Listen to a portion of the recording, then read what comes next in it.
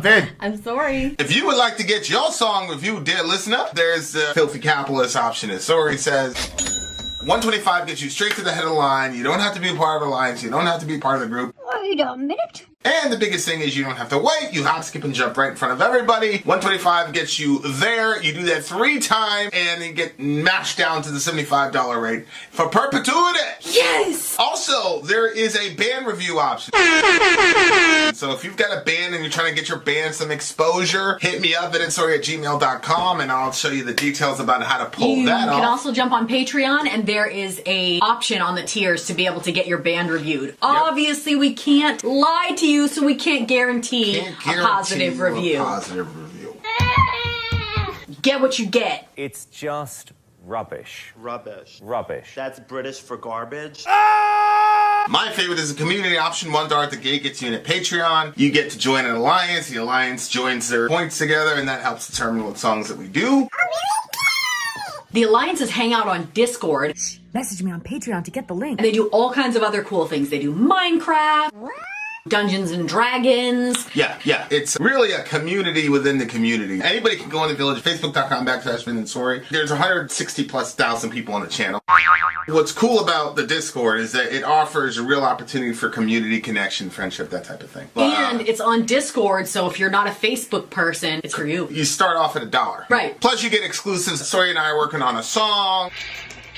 So the first 15 seconds of that was on Patreon. Also, at $15 tier and above, when we actually debut the video, they're going to be there live with us. There you are, dear listener. Buy our merch. Buy our merch indeed. Buy our merch. And a child shall lead Yes. them. This, ladies and gents, is a band called Bring Me the Horizon. Yep. We're on the, the 4th song of this DJ stream from the big homie Kamikaze, Lake, Florian, our dear friend, the big homie. And the songs have really been pretty ridiculous. They're worth a listen if you go back and check those things out. The next one, this is song 4. It's Bring Me the Horizon, Chelsea Smile. So that kind of sounds like it's sad. Chelsea Smile, yes. But here we are. Oh, he likes the thumbnail. Oh, perfect. I kind of felt like I had a leading on that. You did? Yeah. All right. This should be very interesting. Later, Chris. This should be interesting. The name of this band is Bring Me the Horizon. The name of this song is Chelsea Smile. And let's go. I got a secret with all of my thoughts on the back of my world. I can't keep it. I know something you don't know.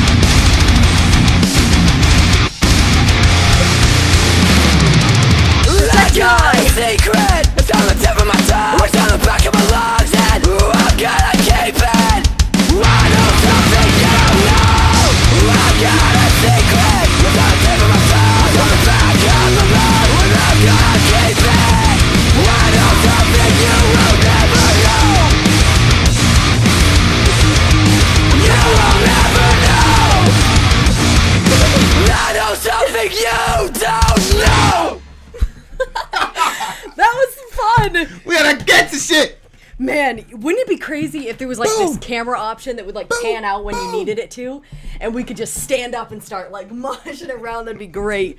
But we have to stay in this little box, so we'll like mosh in the box. That shit was heavy as hell, Yeah. bro. Oh Yeah. no. Oh no. So this is the one that he was talking about. He said, in my mind, if the Sori Secret shirt had a title track, this would be the one. Yeah. I hope this makes sense. It totally makes sense. 100%. Especially when he got to the part where he said, I have a secret. I was like, oh, this is the one. Maybe you're sick because of your secrets. Yep. This song is actually when my Amy Lee. Vin and Sori crash through the floor into the kitchen where the slaves are cooking. Slaves, kids are cooking. That's how you know. That's what I like. Like Amy, like she's completely secure in the friendship. So Yeah. she goes in, it's kind of a risque. Isn't that what Jimmy says? Risque. It's a little bit risque. Yeah. Yeah. So actually, one of our family members left the world unscheduled, and so I had to send Shorty off to go deal with that and bury her mother. And This was his previous relationship. yeah, and I had found there's a Bring Me the Horizon song. We covered it last year. I forgot the title of the song. I'm the ocean, I'm the sea, there's a world inside of me, yada yada. I found that song the night that person did that to themselves. Of course, I didn't know as I was I literally found the band like the night that stuff was going. Like I was listening to That when the Bring Me the Horizon, like literally Crucify Me. That's the name of the song. Yeah. Good job, Joe. So Joe, have we talked? Did we talk on another channel? Don't say the name of the other channel, but just let me know if we talked before, because you look familiar to me. But yeah, so I was listening to Crucify Me while this person was doing the shit that they did to leave the planet. And it was the weirdest thing because I'd never heard of them before. Mm-hmm. I'd never heard of them. I'd never seen them. I didn't know who they were. And I just randomly found that band and that song. And then I went to bed that night and woke up, and then we heard then I heard what happened with her. And so obviously I started looking more into this band, and it was these two songs and another band. It's a Swedish death metal band, In Flames. So that was the soundtrack for those 3 or 4 days while she was gone. And it was such a weird thing because the kids were completely oblivious. Mm-hmm. And yeah, they were still oblivious. And so they were all kind of still innocent. And so it was just so hard looking at them, and they were like, "Where's mom?" Blah blah blah, and I was like, it was just very hard. So this band, it's so crazy to me because like I only know 2 or 3 of their songs, but they're like always like they're always gonna have a special place in my heart just because that's what God used to bring me through. And I know a lot of Christians are gonna be like, "Ah," but like it wasn't Christian music that got me through. Like God knew what I needed, and it was this kind of stuff. Mm-hmm. The name of this Bring Me the Horizon song was Chelsea Smile. The name of the In Flames song I was listening to heavy was Crucify Me or something. No, it was something about seeing the sunrise in the morning or something like that. Something about like, why couldn't you wait to see the sunrise again, or I can't wait to see the sunrise again. That was In Flames. The name of the song is A New Dawn. So I listened to that song on repeat over and over and over and over and over and over and over again. Wow. So yeah, I'm not sad. I'm just saying like it was just crazy to hear this song because like when I got to I was like, oh, this is a song. And you know what's crazy? I spent most of the time on like the second half of the song You know, if he wouldn't believe in him, why would he believe in me? Yes. Because I was having such a hard time dealing with the fact that I had missed all those signs. And so I felt like, you know, obviously I felt like I let God down and all the rest of it. So like that line was pretty crazy for me. So I played that part like literally like, I don't know, for like 5 or 6 hours straight. Like literally like I said, God knew what I needed at that point. So like this band, it's so weird to me. Like they're really important to me, but it's only like 2 or 3 songs. And it's, you know, I don't know anything else in their discography, but I'm always going to love him for that. But yeah, that's go ahead. Something that he's saying, but not something that I don't believe that you like deep down believe that you failed God because you didn't see the signs. Do you believe that? That's because that's not a healthy belief. Well, it's I don't know if it's a healthy belief, but there were obviously signs there. It was just that she, you know, her and I were kind of the same in the sense of people are always like coming to us with their issues or nobody's really thinking about, well, maybe this, you know, so she was kind of like that. So that week, like when cause she visited us and she went back that week, like she kept sending like all Shorty's stuff. You know what I'm saying? So there were a lot of signs there where it was like, okay, you know, and it's like every day I'd go out to work, there'd be another box at the door of old stuff that she was just giving to us. So it's like, how the fuck did you miss that? Like, it's an obvious sign. You know what I'm saying? Okay, well, I guess the question would be, you feel like you failed God, but you don't feel like God thinks you failed him, right? No, I don't. Or just for our listeners, because I know, like, you know, people take the words you say and I want people applying that to their life. Like, I don't think that's a healthy response. Well, I would never say that to somebody. Right, but you know how people. You know what I'm saying? No, I don't think that. Yeah, I don't think God's up there going, "What the fuck?" But yeah, it was you know.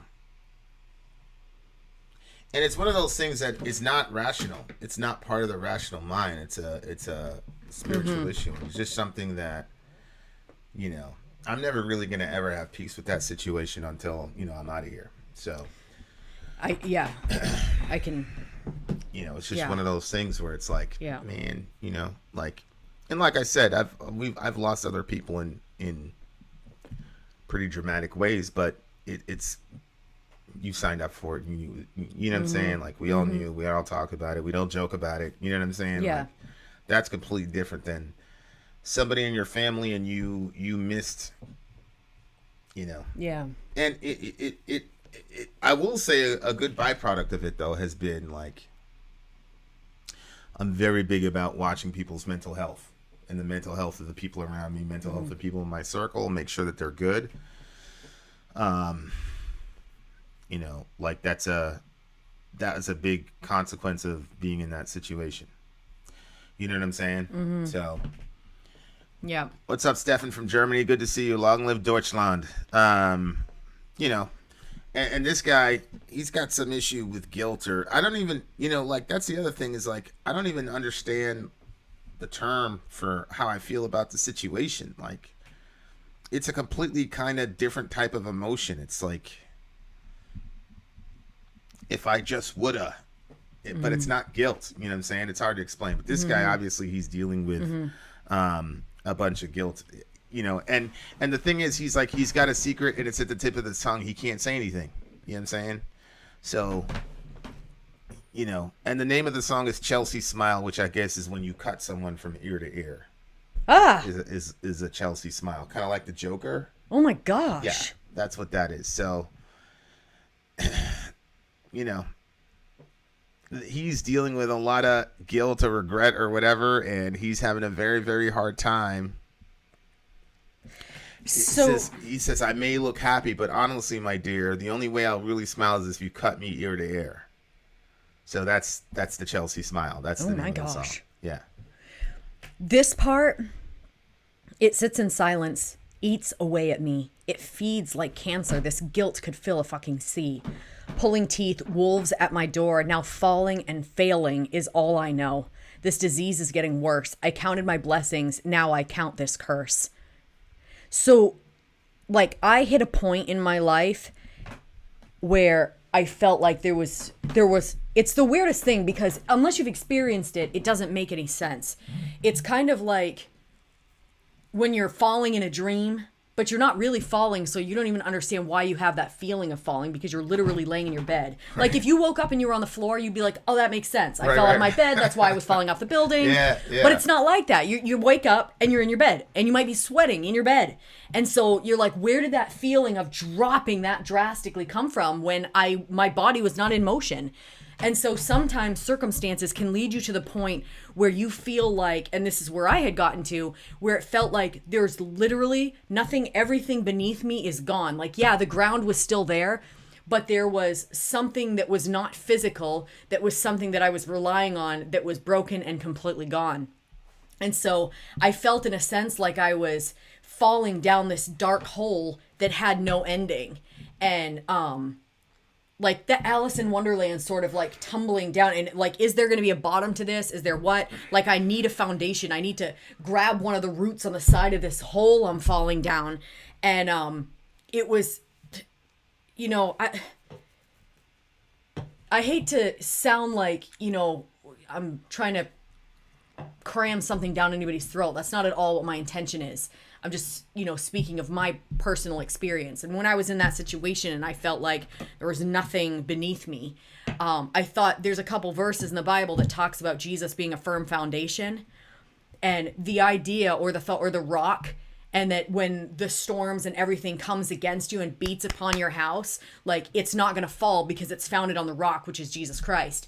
And so like, I didn't feel founded on the rock. I just felt like I was falling down this hole. And so I was like, you know what? This is all I've ever known all my life is the security that I have in God. But even that I felt like was lost because I felt like I was relying on too many other things that were not God. And so when I felt that falling, I was like, I'm going back to the foundation, you know? Yeah. And I just took that time to like, just get it to pray and to read my Bible and really just rely and trust on the stuff that I had read. And it made me feel so much like my circumstances didn't feel any better and nothing had changed around me. Like everything was just as dramatic and just as painful, but I felt like I had my feet rested on something or my unseen feet rested on something. And you can't compare it. It's like the journey for peace. Like the older that we get or the older I get, the more I realize how necessary peace is and how you can have all the things in the world, everything that you desire, but if you don't have peace, you don't have it.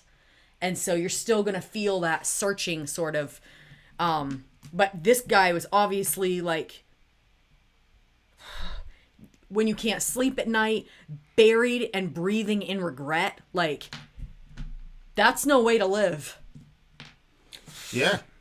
Yeah. You know, it's, you know, I had a situation where, like, right before, you know, I got out of whatever, it was literally one of those situations where literally 2 inches was the difference between life and death.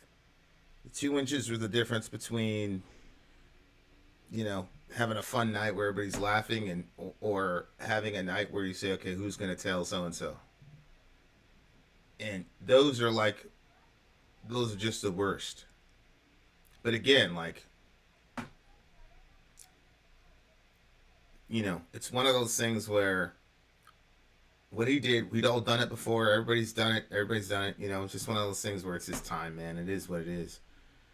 And there's like ways around it to kind of work. It's like this guy was trained. He was the best person at the job. And you just, it's happened a million times before. Everybody's taken a turn and done it. You know what I'm saying? And it just so happened that it was his turn and you know, now he's not going to come home. Oh, God. And it's, you know, it's terrible, but it's expected. Whereas with her, obviously it was not expected. So. Yeah, I think that. You know. Yeah. So it's like that whole thing of like, you know, just another 30 seconds or one more inch. Those things are killers. But like with her specifically, it's like, how the fuck did you miss that? Like, there was a lot of shit. She came down and spent like $10,000 on us. I kept telling her, stop spending your money. She's like, no. That's the reason I want to spend money on you guys, because you don't want anything from me. I was like, nah, we don't want anything from you. Just chill. You don't have to buy anything. But she was insistent on spending all this money. Like, there's just so much shit where it's just like, Yeah. you know. So, but the song itself is about like dealing with guilt and not being able to really, I mean, and you know, it's weird because there's all these religious, Yeah. you know, repent, the end is nigh, repent, we're all gonna die. You know, get on your knees and pray for forgiveness. And here, like this is The a line bridge. that I just, this part right here is what I just kept repeating over and over. Like I would play it over and over again. We all carry these things, that inside that no one else can see. They hold us down like anchors. They drown us out at sea, which is interesting because the Crucify Me song also had a sea metaphor with it. I look up to the sky, there be nothing there to see, but if I don't believe in him, why would he believe in me? So it's this weird thing where he's kind of like agnostic about the existence of God. So I look up to the sky, there may be nothing there to see. So that's agnosticism. That's not hard atheism, right? And then he goes, if I don't believe in him, why would he believe in me? It's like, I'm so far away from even believing he exists, much less being able to ask him for forgiveness. You know what I'm saying? Yeah. And obviously, I didn't take it in that sense. That's not the way that I used it. The way that I interpreted the line of why would he believe in me is the fact that, like, at the time, I felt like he gave me an assignment to make sure that, you know, she was taken care of. And I obviously didn't do a good job at that. So it was kind of like dealing with that and trying to, like, find some way to see if God could forgive me for, you know, having such an obvious and blatant miss. Because, you know, I've talked to, I don't know, probably thousands of people, and people have been like, yo, how did you know that about me? Or how were you able to predict human behavior and yada, yada, yada. And like, it's like, yeah, you did that for everybody on the planet, but you couldn't figure out a basic thing. with Yeah, but somebody that maybe you were- that's the reason. Like, you did it for so many people on the planet. It's like, maybe you kind of felt like she was the one person that was like you, in that you didn't have to worry about her to that degree. Just like she, you know what I mean? Like, you guys are kind of in that same place. So maybe it was like the one spot where you didn't have to mine through everything and see where she was at. And it was like the one spot to just kind of relax and be a kid in a sense, because she was older than you. Well, You know, yeah. she was a parent. Yeah, now she's dead. So that's what I did, and that's what she did. Right? So it is what it is.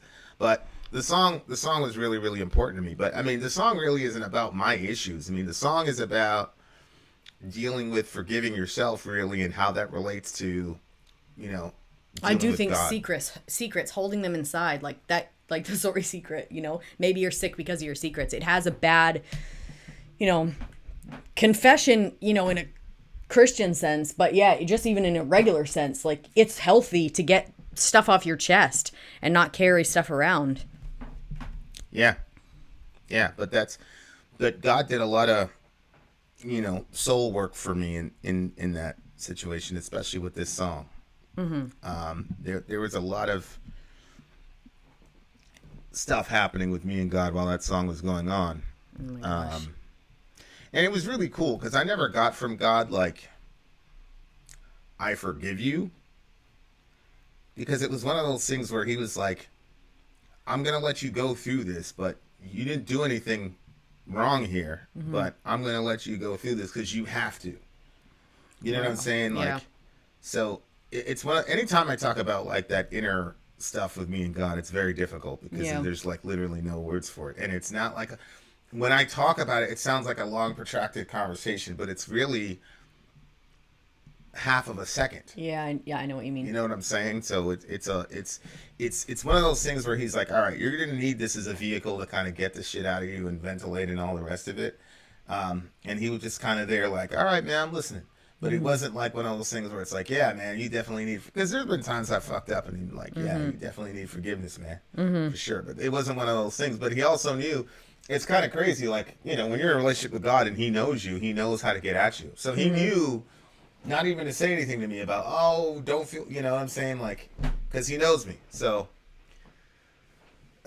Yeah, that's interesting. It's just it's an important song for me in my history. You know what I'm saying? And shout out to Wanda Padilla, rest in peace.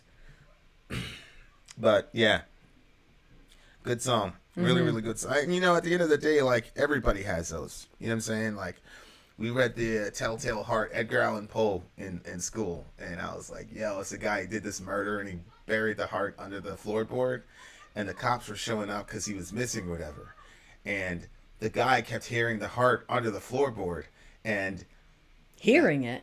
yeah, It was still beating? I mean, it's Edgar Allan Poe. Oh, so, I'm not familiar. Yeah, the Telltale Heart. It's a short story. So he kills this guy, he buries the Okay. heart under the floorboard in the house, and then the cops show up.